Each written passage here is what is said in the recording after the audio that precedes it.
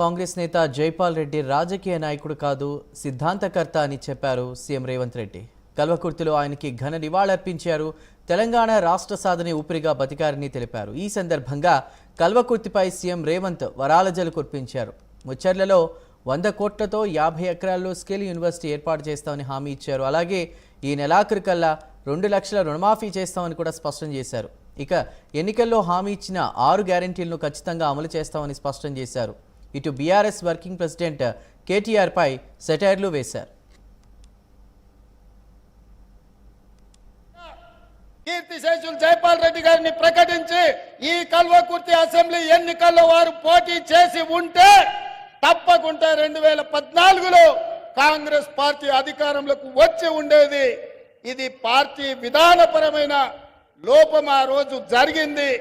వారికి తెలంగాణ ప్రజలు వారికి కృతజ్ఞత తెలుపుకునే అవకాశం ఉండే. ముచ్చర్ల ప్రాంతంలో ఆగస్టు 1వ తారీఖు నాడు యంగ్ ఇండియా స్కిల్ యూనివర్సిటీని ప్రారంభించబోతున్నాం. 100 కోట్ల రూపాయలు 50 ఎకరాల భూమిని కేటాయించి కల్వకుర్తికి ఏదైతే కర్తాల మనకు మొట్టమొదటి ముఖద్వారమో అక్కడ కూతవేటి దూరంలో ఉన్న ముచ్చర్లలో ఉన్న ల్యాండ్లో యంగ్ ఇండియా స్కిల్ యూనివర్సిటీని ఆగస్టు 1వ తారీఖు నాడు 50 ఎకరాలలో 100 కోట్లతో పనులు ప్రారంభించబోతున్నాం. ఆ స్కిల్ యూనివర్సిటీ మన ప్రాంతం యొక్క యువకుల భవిష్యత్తును తీర్చిదిద్దబోతుంది. ఆగస్టు 1వ తారీఖు నాడే రాబోయే 3 రోజుల్లో ప్రారంభించుకోబోతున్నాం. ఈరోజు ఈ వేదిక మీద నుంచి ఈ కల్వకుర్తి శాసనసభ నియోజకవర్గంలో 100 పడకల ఆసుపత్రిని మంజూరు చేసి ఈ ప్రాంత పేదలకు ప్రభుత్వ వైద్యాన్ని అందించే బాధ్యత రాష్ట్ర ప్రభుత్వం తీసుకుంటుంది. అదేవిధంగా ఆర్ఎండ్బి రోడ్ల కోసం నారాయణ రెడ్డి గారు అడిగినరు. రోడ్ల వివరాలు మళ్ళీ ఇస్తా.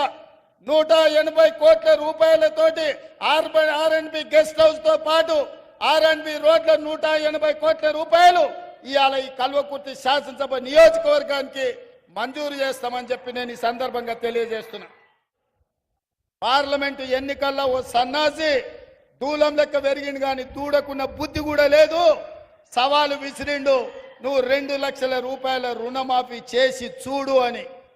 నేను చెప్పిన ఆగస్టు నెలలో తప్పకుండా 2 లక్షల రూపాయల రైతు రుణమాఫీ చేసి రైతుల రుణం తీర్చుకుంటా అని సవాలు విసిరి ఆగస్టు రాకంటే ముందే 1 లక్ష రూపాయల రైతు రుణమాఫీ చేసి పేదవాళ్ళ ఖాతాలో 6,093 కోట్ల రూపాయలు ఇప్పటికే వేసిన.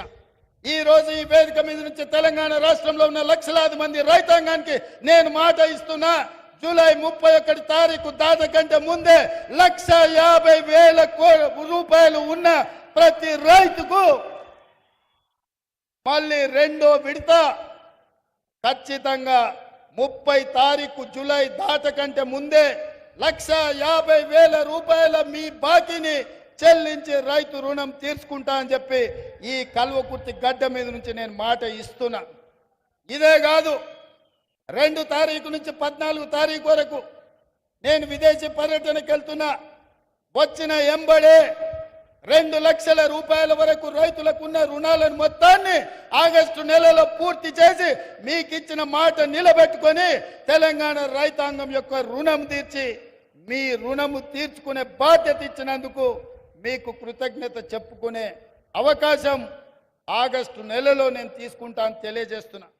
ఎన్నికల్లో శ్రీమతి సోనియా గాంధీ గారు రాజీవ్ గాంధీ ప్రాంగణం తుక్కుగూడ రంగారెడ్డి జిల్లాలో సెప్టెంబర్ 17, 2023 నాడు 6 గ్యారెంటీలను ఇవ్వడం జరిగింది.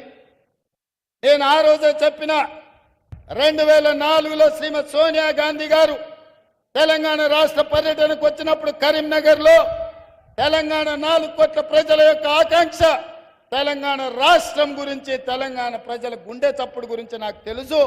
తప్పకుండా మీ ఆకాంక్ష నెరవేరుతుందని వారు మాట ఇచ్చింది. మిత్రులారా, ఇవాళ కేటీఆర్, కేసీఆర్, హరీష్ రావు మాట్లాడుతున్నారు. కాంగ్రెస్ వచ్చింది, ఇవాళ పేదలకు కష్టాలు వచ్చినాయి. నేను చెప్పదలుచుకున్నా, పేదలకు ఎవరికి కష్టాలు రాలే. మీ కుటుంబానికి కష్టాలు వచ్చినాయి, ఆ కష్టాలను కప్పిపుచ్చుకోవడానికి పేదల మీద నెట్టే ప్రయత్నం చేస్తున్నాడు. మన అసెంబ్లీలో మాట్లాడుతూ నేను కొన్ని ప్రశ్నలు అడిగి ప్రతిపక్ష నాయకుడు రావాలి అని సూచన చేస్తే కేటీఆర్ అన్నాడు, ఆయన రాడు, మేమే వస్తాం, బామార్దులమే సమాధానం చెప్తామని. టీవీలో చూసినట్టున్నాడు. 24 తారీఖు నాడు కేటీఆర్ మాట్లాడింది. 25 తారీఖు నాడు పొద్దున్నే 12 గంటలకు అసెంబ్లీ ఉంటే 11:30కి వచ్చి కూర్చున్నాడు కేసీఆర్. వీడు తిక్కలోడు, అసలే తిరణాలకు పోతే ఎక్కడానికి దిగడానికి సరిపోయింది అన్నట్ల వీడు ఏం చేసి వస్తాడో, వీడికి చేతికిస్తే ఇది ఎక్కడ పోతా అని వచ్చి పొద్దున్నే అసెంబ్లీలో కూర్చున్నాడు. అంటే కొడుకేమో రాడంటాడు, తండ్రి ఏమో పొద్దున్నే వచ్చి కూర్చుంటాడు. అంటే ఇవాళ వాళ్ళ మధ్యలో సమన్వయం లేదు, అధికారం కోల్పోయిన బాధ కొట్టొచ్చినట్టు కనిపిస్తుంది. అదే కాకుండా మన ఆయన మేడిగడ్డ గోదావరి ప్రాజెక్టులను పరిశీలించడానికి పోయిండు. మా దగ్గర బాలయ్య అనే డ్రైవర్ ఉంటాడు, వాళ్ళ కొడుకు అక్కడ ఇక్కడ అడావిడిగా తిరుగుతున్నాడు. వాడు 10వ తరగతి పాస్ అయింది, కానీ వాడికి ఏందో ఈ తిరుగుళ్ళు అలవాటు.